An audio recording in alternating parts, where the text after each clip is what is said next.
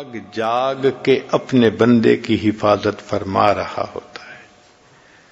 ذوالنون مصری رحمۃ اللہ علیہ کا مشہور واقعہ ہے، فرماتے ہیں کہ میں نہر کے کنارے چل رہا تھا، میں نے ایک بچھو کو دیکھا جو پانی کی طرف جا رہا تھا۔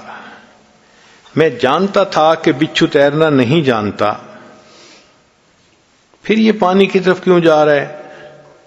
تو جب میں نے غور کیا تو میں نے دیکھا کہ ایک کچھوا پانی کے کنارے پہ بیٹھا ہے، یہ بچھو اس کی پیٹھ پہ جا کے بیٹھ گیا اور کچھوے نے پانی میں تیرنا شروع کر دیا۔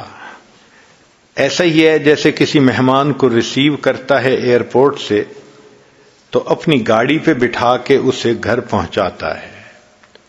ایسے ہی لگ رہا تھا کہ کچھوے نے اس مہمان کو ریسیو کیا، اپنی پیٹھ پہ بچھا کے اب اس نے پانی میں تیرنا شروع کر دیا۔ ذوالنون مصری رحمۃ اللہ علیہ فرماتے ہیں کہ میں بھی پیچھے پیچھے، وہ کچھوا دوسرے کنارے پر پہنچا تو وہ بچھو اس کی پیٹھ سے اتر گیا اور اس نے ایک طرف کو بھاگنا شروع کر دیا، میں بھی اس کے پیچھے۔ تھوڑی دیر بعد میں نے دیکھا کہ سامنے ایک درخت تھا اور درخت کے نیچے کوئی بندہ سویا ہوا نظر آ رہا تھا، بچھو ادھر کو جا رہا تھا۔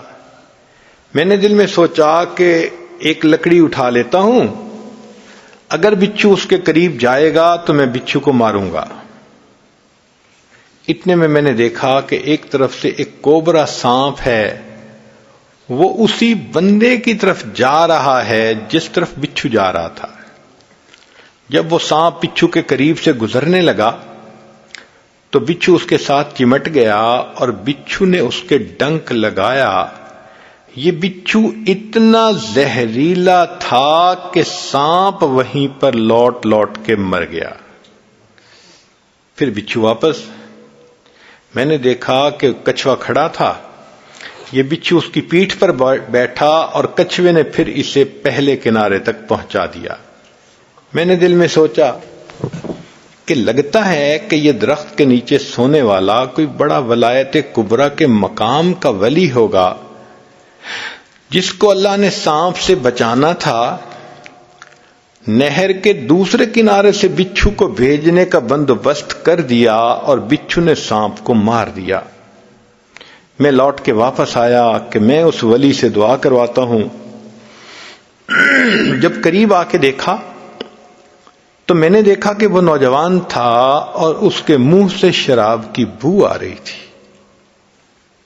میں نے اس کو جگایا اور میں نے اس کو کہا کہ دیکھ، تو شراب پی کے میٹھی نیند سو گیا، تیرا پروردگار جاگ جاگ کے تیری حفاظت کرتا رہا۔ جب اس نوجوان نے سانپ کو مرے دیکھا تو اس کی آنکھوں سے آنسو آ گئے، کہنے لگے اللہ آپ کتنے کریم ہیں، میں کبیرہ گناہ کا مرتکب ہو کے میٹھی نیند سو گیا، تو پروردگار جاگ جاگ کے میری حفاظت فرماتا رہا۔ اس نے کہا کہ میں آج کے بعد اپنے اللہ کی کبھی بھی نافرمانی نہیں کروں گا۔ اسی لیے انسان اللہ کے در سے دور بھاگتا ہے۔ شان بے نیازی کا تعلق تو یہی تھا کہ اگر کوئی اللہ کے در سے پیٹھ پھیر کے جاتا، اللہ پیچھے سے اس کی پیٹھ میں ایک لات لگوا دیتے اور یہ بھی کہہ دیتے کہ او بدبخت، میرے دروازے سے پیٹھ پھیر کے جا رہا ہے، اب میں دروازہ ہمیشہ کے لیے بند کر رہا ہوں۔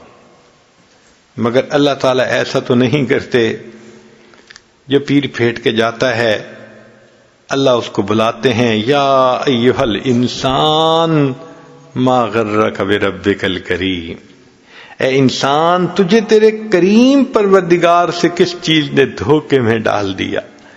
جیسے چھوٹا بچہ ماں سے روٹھ جاتا ہے تو ماں سمجھاتی ہے بیٹا ماما سے نہیں روٹھا کرتے۔ اس آیت مبارکہ میں اللہ تعالیٰ اپنے بندے کو سمجھا رہے ہیں، او میرے گنہگار بندے، میرے دروازے سے پیٹھ پھیر کے کیوں جاتے ہو، میں تو ابھی بھی تمہاری انتظار میں ہوں۔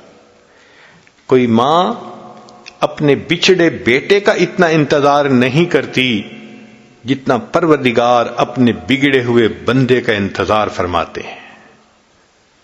اور جب وہ بندہ کبھی اللہ کے در کی طرف متوجہ ہو جائے، اللہ تعالیٰ اس بندے سے اس کو تانا نہیں دیتے کہ اب بڑھاپے میں تجھے میرا گھر یاد آیا، تیری جوانی کہاں گئی، تیرا حسن و جمال کہاں گیا، تیرا مال و منال کہاں گیا. جب تو جوان تھی تجھے سر پہ دوپٹہ لینا اچھا نہیں لگتا تھا، اب بوڑھی ہو گئی، تیرے منہ میں دانت نہیں، پیٹ میں آنت نہیں، اب تو دیکھتی بھی ہے تو نظر کمزور ہو گئی، اب تیرے پلے کیا رہا جو میری بندی تو اب میرے گھر کی طرف آئی ہے. اللہ تعالیٰ کوئی تانا نہیں دیتے، بس اتنا کہتے ہیں کہ تو ہانپتی ہوئی کانپتی ہوئی میرے گھر کی طرف آ رہی ہے. میں پروردگار اتنا مہربان ہوں، تو ایک بالشت آئے گی میری رحمت 2 بالشت تیری طرف پہنچے گی. وَإِنْ أَتَانِي يَمْشِي أَتَيْتُهُ هَرْوَلًا، ہے میری بندی تو چل کے میرے گھر کی طرف آئے گی، میری رحمت دوڑ کے تیری طرف جائے گی. اللہ تعالیٰ بندے کی توبہ کو قبول فرما لیتے ہیں، کس لیے کہ اے میرے بندے تو مجھے بہت پیارا لگتا ہے.